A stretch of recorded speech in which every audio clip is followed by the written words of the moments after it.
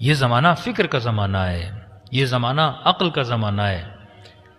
کہ پچھلے سال میں نے ایک جملہ کہا تھا کہ جب یہ ریلیاں نکلیں اور کافر کافر شیعہ کافر کے نعرے لگے تو کئی ایسے جوان آتے ہیں مولانا سے پوچھتے مولانا ہمیں غصہ آ رہا ہے. میں نے کہا کیوں آ رہا ہے غصہ؟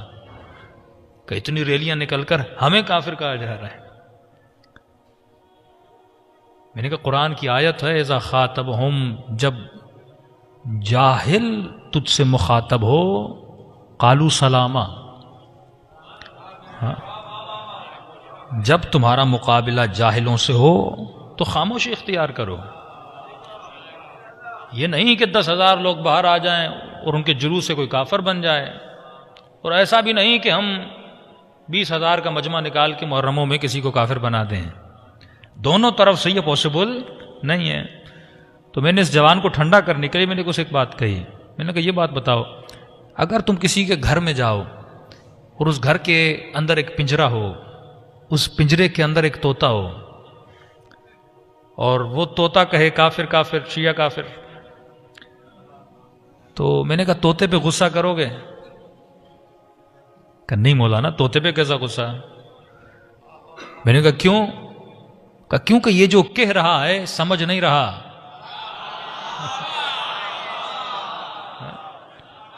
یہ وہی کہتا ہے جو اسے سکھایا جاتا ہے. میں نے کہا یہ بھی جو کہہ رہے ہیں سمجھ نہیں رہے، وہی کہہ رہے ہیں جو انہیں پڑھایا جاتا ہے.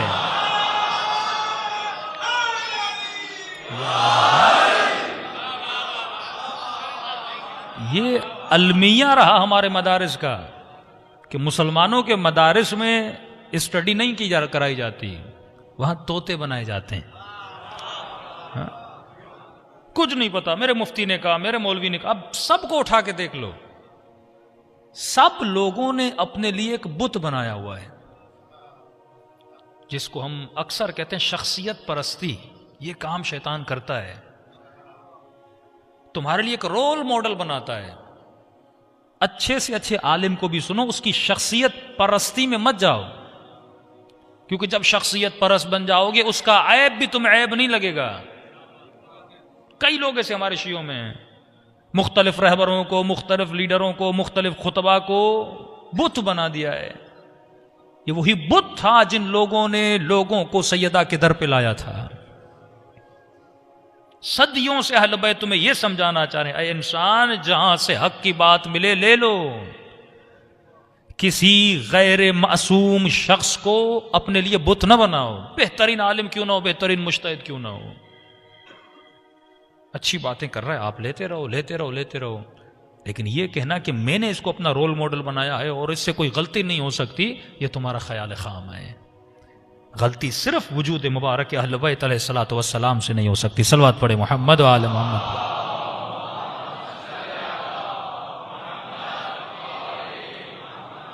وعجل فرجہم. کل میں نے بڑی تفصیل سے آپ کو سمجھایا کہ اگر کسی انسان کو مجھے پہچاننا ہے تو مجھے اس کی شخصیت کے بارے میں کچھ نہ کچھ پڑھنا پڑے گا. مولانا ضمیر اختر صاحب جب ٹی وی پر گئے تو مد مقابل دوسرے مکتب کے، میں اس مکتب کو مکتب خلفاء کہتا ہوں اور اس مکتب کو مکتب اہل بیت کہتا ہوں. تو مکتب خلفاء کے کسی شخص نے کہا کہ آپ ہماری محافل میں آئیے، ہم آپ کی محافل میں آتے ہیں، ہم آ کے حضرت علی کے فضائل پڑھتے ہیں، آپ آئیے اور ہماری محافل میں ہمارے بڑوں کے فضائل پڑھیے. تو مناظرے میں ہمیشہ دو جواب ہوتے ہیں، ایک جواب ہوتا ہے حلی، ایک جواب ہوتا ہے نقضی. حلی جواب یہ ہوتا ہے اگر سوال قرآن سے کیا جائے تو جواب قرآن سے دیا جائے. نقضی جواب یہ ہوتا ہے کہ اگر اس نے سوال کیا ہے تو اس کا جواب بھی سوال سے دو. تو زیادہ تر مناظرے میں نقضی جوابات دیے جاتے ہیں. جو ضمیر اختر صاحب نے دیا وہ ایک نقضی جواب تھا، لیکن اس کا حلی جواب بھی تھا کہ کوئی بات نہیں، آپ بھی مجالس رکھیے، ہم بھی آتے ہیں اور آپ کے بڑوں کے بارے میں پڑھتے ہیں. جب ہم پڑھنا شروع کریں گے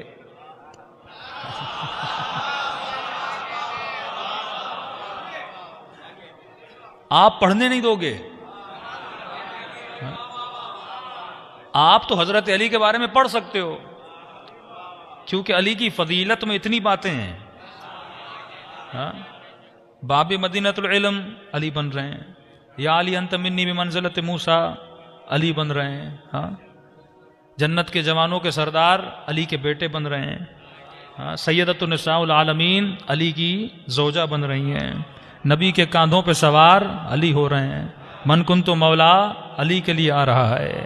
شب ہجرت بستر نبی پر علی سو رہے ہیں. میدان مباہلہ میں نفس نبی علی بن رہے. تو ہمارے پاس تو ہے بہت کچھ پڑھنے کے لیے، لیکن سوال یہ جن کی آپ خواہش رکھتے ہو کہ ہم آئیں پڑھیں، تو آپ ہمیں 1 گھنٹہ تو ہم پڑھتے ہیں، آپ ہی کی کتابوں سے پڑھتے ہیں. ایام فاطمیہ پچھلے سال میرے پنڈی میں ایک پورا خمسہ ہے میرا، 3 دفعہ پولیس آئی مجلس میں، 3 دفعہ. کہا جو مولانا پڑھ رہے ہیں ان کو بولیں مت پڑھیں. میں انہی کے بارے میں پڑھ رہا تھا، انہی کی کتابوں سے پڑھ رہا تھا، لیکن وہ اپنی نسلوں کو بتانا نہیں چاہتے کہ ان کے بارے میں نبی نے کیا کہا ہے اور انہوں نے خود کون سے کرتوت دکھلائے ہیں.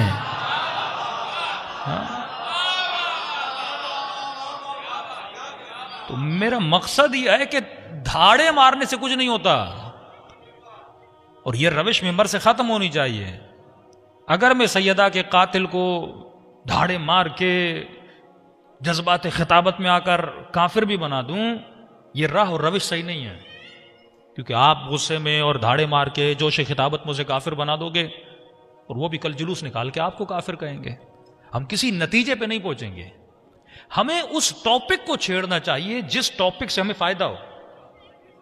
اور دشمن اتنا تیز تھا جس کی شارپنس کو ہم لوگوں نے نہیں سمجھا. ہمارے قدیم علماء ممبروں پر جس ٹاپک پہ سب سے زیادہ گفتگو کرتے تھے وہ ٹاپک خلافت کا ٹاپک ہوتا تھا. ہمارے شاعر، ہمارے مشاعرے، آپ دیکھیں گے قدیم شاعری، قدیم خطابت، سارا جو مین محور ہوتا تھا وہ خلافت ہوتا تھا.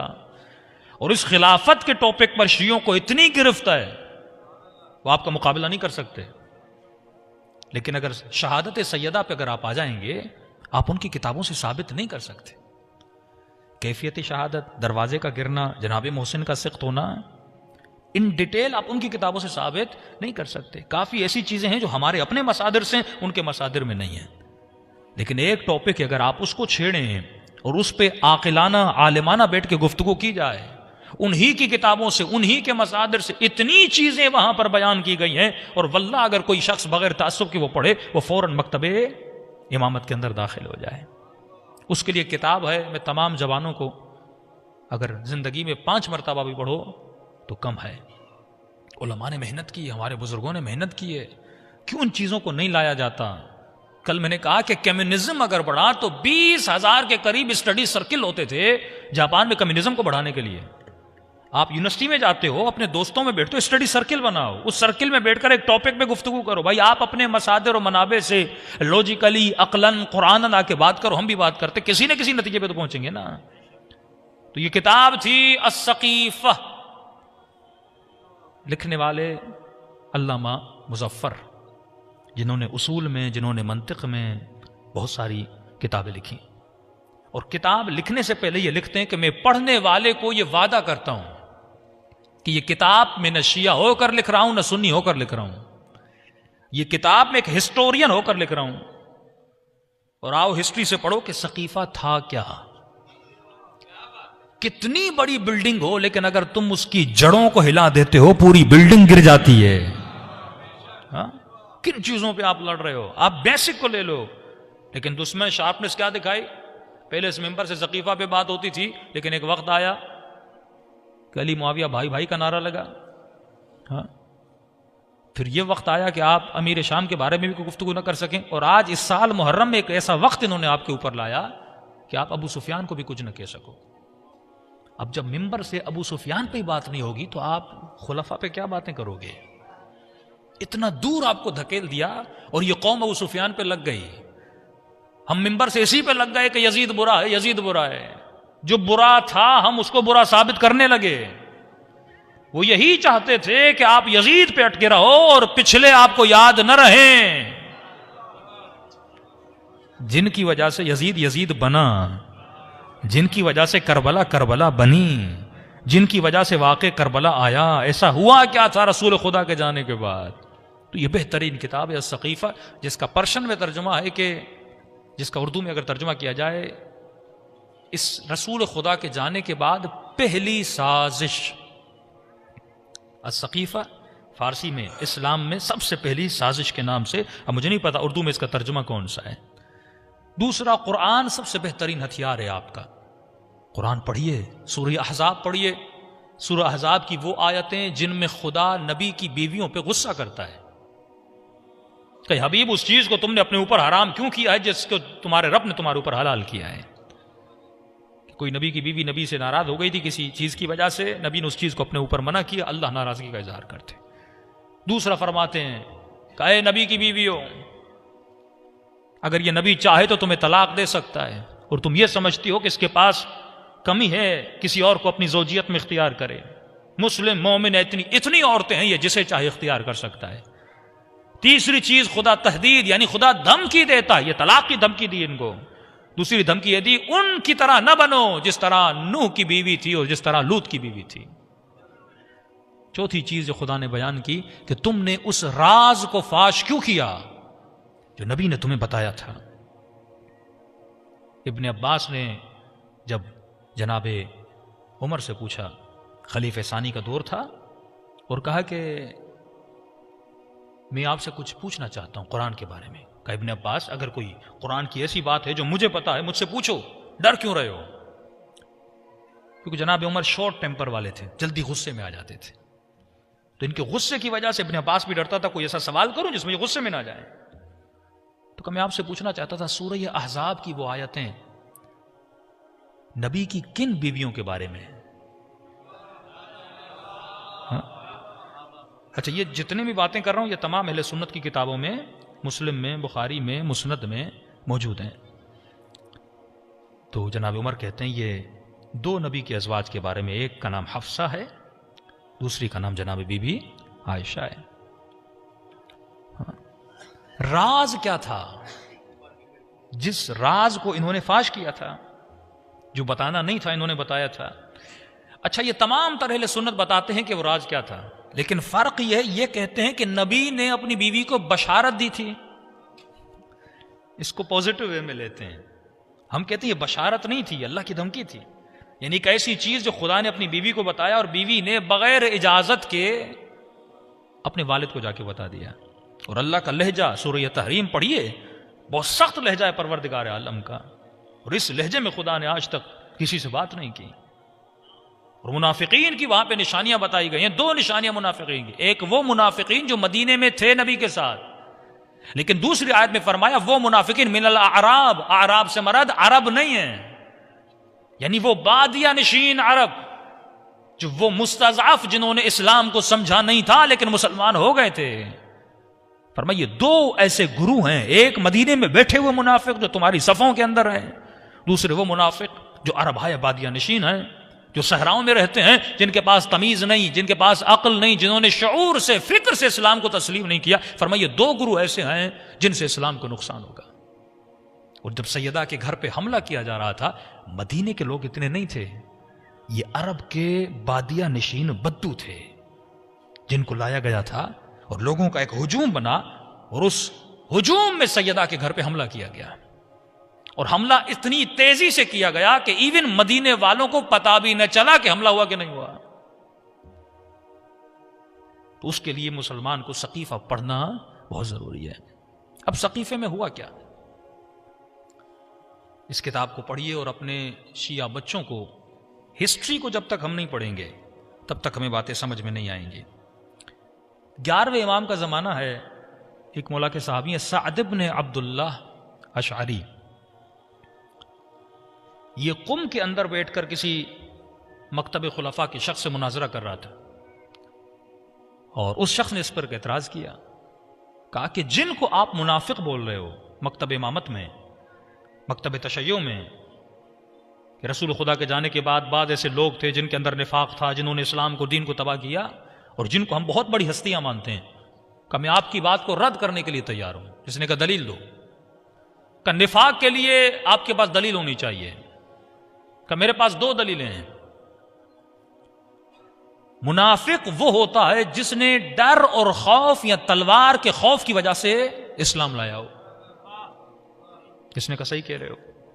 کہ مومن کون ہے؟ کہ مومن وہ ہے جس نے بغیر خوف کے دین اسلام میں قدم رکھا ہو. کہ آپ شیعہ جن کو منافق سمجھتے ہو انہوں نے تلوار کے خوف میں اسلام نہیں لایا تھا.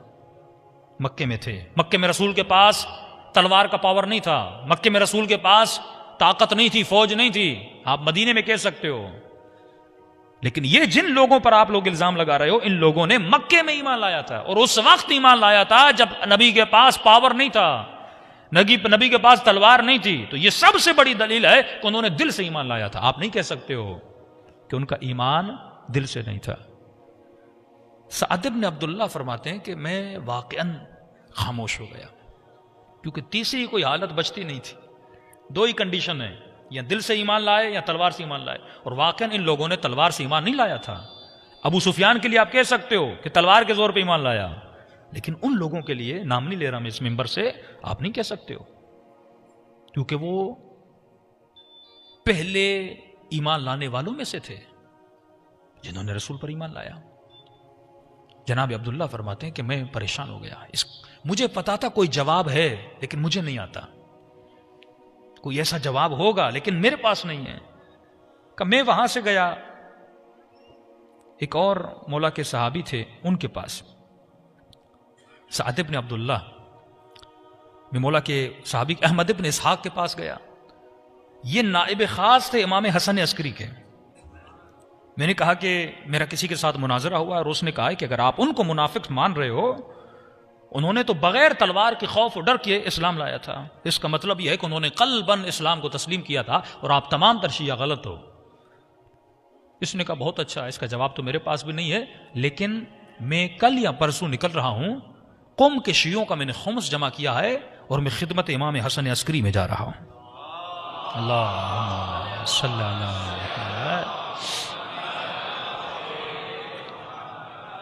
اور بہت اچھا، امام سے ملاقات بھی ہو جائے گی، تم اپنا سوال بھی پوچھ لینا.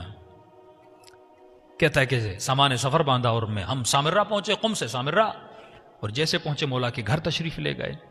جیسے مولا کے گھر پہنچے تو ہم نے کیا دیکھا کہ امام کی گود میں ایک 5 سال کا بچہ ہے.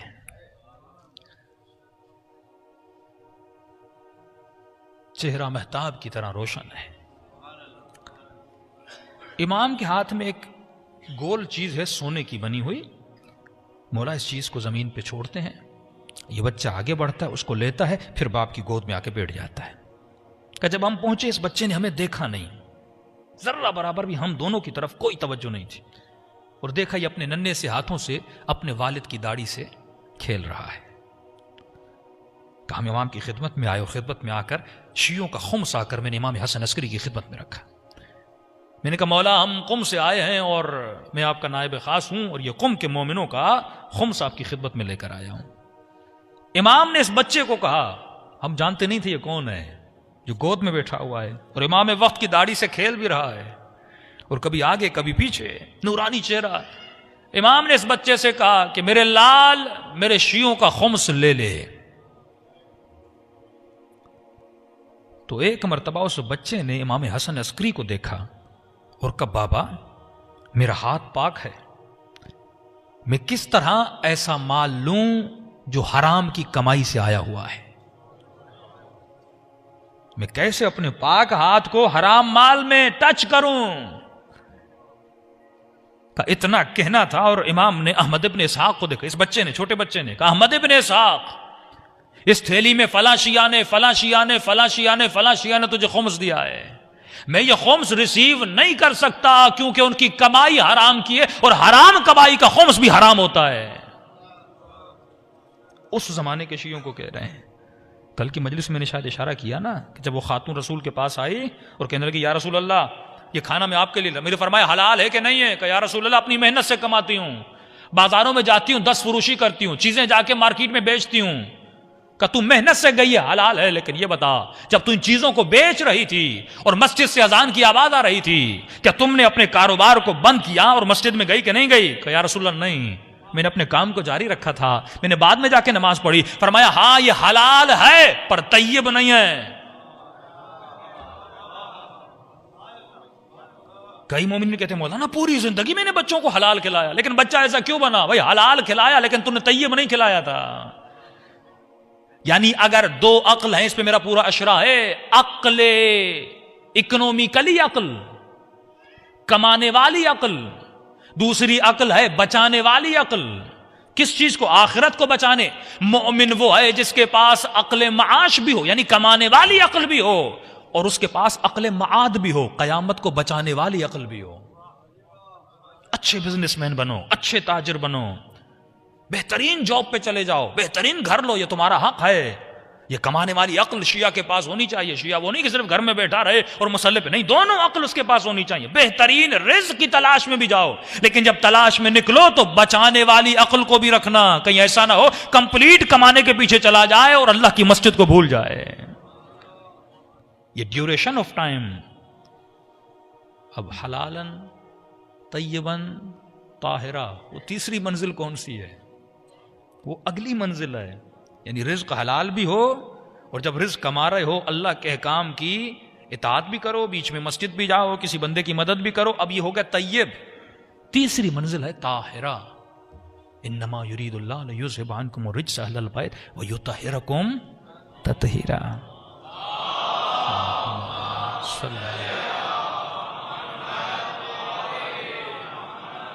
یہ رزق تب تک طاہر نہیں بنتا جب تک چادر تطہیر کے ساتھ منسلک نہیں ہو. کتنے بھی سجدے کرنے والے خوارج ہوں، رزق طاہر طیب، رزق حلال طیب ہو سکتا ہے، لیکن اگر علی سے منسلک نہیں ہے ان کا رزق طاہر نہیں ہے. اگر تیرے دل میں ولایت علی نہیں ہے رزق طاہر نہیں ہے. مطلب اس وجود کی ایکٹیویٹی الگ ٹاپک ہے، لیکن بات چھڑی ہے تو بیان کر رہا ہوں. مثال کے طور پہ آپ صبح 7 بجے اپنی جاب پہ جاتے ہو. اب اتنی دیر سے مجلس سنو گے تو جاب پہ تو جانا 7 بجے مشکل ہی ہوگا، لیکن اگر کوئی 7 بجے جاب پہ جائے، اب اس کے آفس اور اس کے درمیان فار ایگزامپل 2 آورز کا فاصلہ ہے. اب یہ کس رزق کی تلاش میں جا رہا ہے؟ رزق حلال کی تلاش میں جا رہا ہے. ایک حلال رزق محنت کشکی کر رہا ہے اور بچوں کے لیے کمانے جا رہا ہے. لیکن اس بٹوین دا 2 آورز، اس 2 گھنٹے کے بیچ میں جب یہ جا رہا ہے، اگر گاڑی میں گانا سن رہا ہے، اگر کسی نامحرم سے باتیں کر رہا ہے، اگر روڈ پہ کسی نامحرم کو دیکھ رہا ہے، کسی خاتون کو دیکھ کے مسکرا رہا ہے، اب رزق حلال کی تلاش میں تو جا رہا ہے، لیکن یہ طاہر نہیں ہے، یہ پاک نہیں ہے، یہ خود نجس ہے، اس کی آنکھیں نجس ہیں، اس کے ہاتھ نجس ہو چکے ہیں. تو جب تک خود کو پاک نہیں کرو گے اس رزق میں 3 کوالٹیاں نہیں آئیں گی، حلال بھی ہو طیب. اور جب یہ تینوں کوالٹیاں آ گئی تو میں نے کل بھی عرض کیا تھا، پھر ایسی گودوں سے عباس جیسے بچے پیدا ہوتے ہیں. جس ماں کو خمینی جب پیدا ہوئے تو ان کی والدہ کا دودھ سوکھ گیا تھا. خمین میں انہوں نے بہت ڈھونڈا کہ ایسی دائی مل جائے جو بچے کو دودھ پلائے. جب ایک خاتون ملی تو انہوں نے اس پہ شرط رکھی کہ جب بھی میرے بچے کو دودھ پلاؤ گی تو وضو کی حالت میں دودھ پلاؤ گی. ایک دن بھی تیرا ایسا نہ ہو کہ بچوں کو دودھ پلاؤ. یہ اثرات ہوتے ہیں آپ کے بچوں پر. خواتین کیوں اپنی اولادوں کو ضائع کرتی ہیں؟ اگر وجود پاک ہوگا، باپ رزق پاک و طاہر کما کے لائے گا، ماں بھی اپنا کردار ایسا بنائے گی، پھر آپ دیکھیے آپ کے بچے شہید سبط جعفر جیسے بچے بنیں گے. صلوات پڑھے محمد و آل محمد.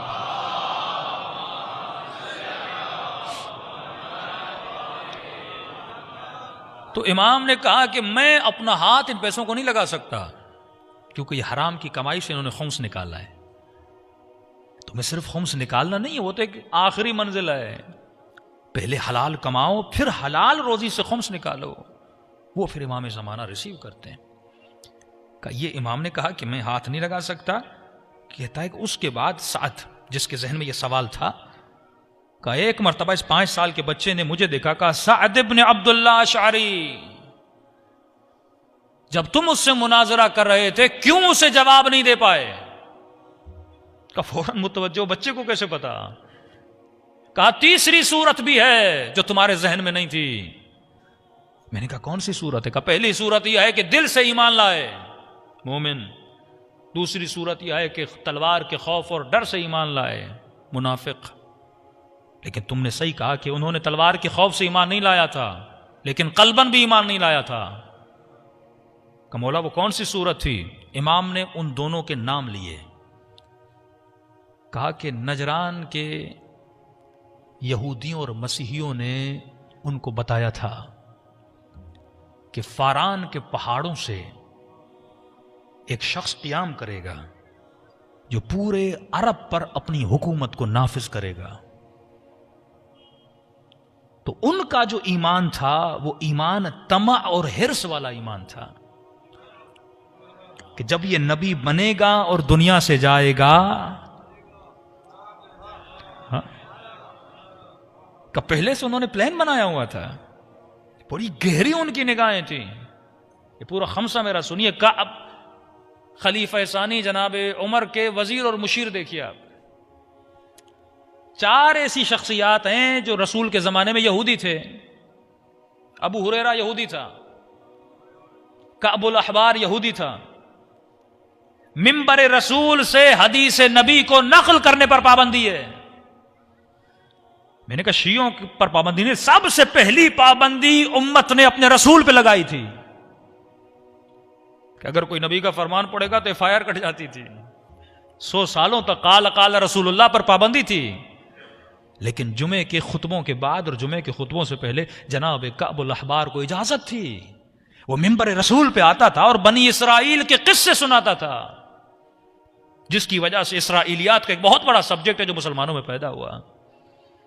اور یہی کعب الاحبار ہے جو حضرت عمر کو فلسطین لے کر گیا، فلسطین کو فتح کروایا قسطنطینیہ تک. اور جب ایرانی ساسانی وہاں پر آئے، فلسطین میں یہودیوں کی انٹری پر پابندی تھی. اور آج مسلمان فخر سے کہتے ہیں جناب عمر کا سب سے بڑا کارنامہ، انہوں نے یہودیوں کو سب سے پہلے فلسطین میں اور ان کے عبادت خانوں میں آنے کی اجازت جناب عمر نے دی تھی. مشورے کون دیتا تھا؟ کعب الاحبار. اور جب یہ مدینے سے جا رہا تھا فلسطین تو ابن عباس نے جناب ابا بکر عمر نے کہا کہ مسلمان ہو جا. کیوں نہیں مسلمان ہو رہا؟ کہا نہیں ہوں گا. کیوں نہیں ہوگے؟ کہا کیونکہ سورہ جمعہ میں اللہ نے ہمیں گالی دی ہے کہ اولئک کالحمار، یہ گدھے جیسے ہیں. خدا تمہارا خدا ہمیں گدھا کہہ رہا ہے، ہم نہیں ہوں گے مسلمان. اور 4-5 مہینوں کے بعد واپس آتا اور کہتا میں مسلمان ہونا چاہتا ہوں. کیا گیا تھا وہاں کرنے؟ کیا سوچ کے واپس آیا تھا؟ حضرت عمر کو وہاں لے کر جاتا ہے، یہودیوں کی پابندی ہٹواتا ہے. اور میں نے کسی اہل سنت کے عالم کو کہا، میں نے کہا آپ کو پتا ہے جناب عمر کے مرنے سے 3 دن پہلے کعب الاحبار حضرت عمر کے پاس آتا ہے اور کہتا ہے کہ آپ 3 دن کے بعد مر جاؤ گے. میں نے کہا اسے کیسے پتا وہ مر جائیں گے؟ تو میں نے کہا یقیناً پلان بھی اسی نے بنایا ہوگا. جناب عمر ان پہ بہت ایمان رکھتے تھے، ان کو کہتے تھے یہ پیشگو ہیں، یعنی یہ جو بتاتے ہیں وہ ہوتا ہے. کہ پہلے سے کچھ لوگوں نے بتا دیا تھا کہ مدینے میں یا مکے میں جبل فاران سے ایک شخص آئے گا. اور امام زمانہ نے کہا اس طمع اور حرص کی وجہ سے کچھ لوگ ایسے تھے جو اسلام کے اندر داخل ہو گئے تھے. صلوات پڑھے محمد و آل محمد.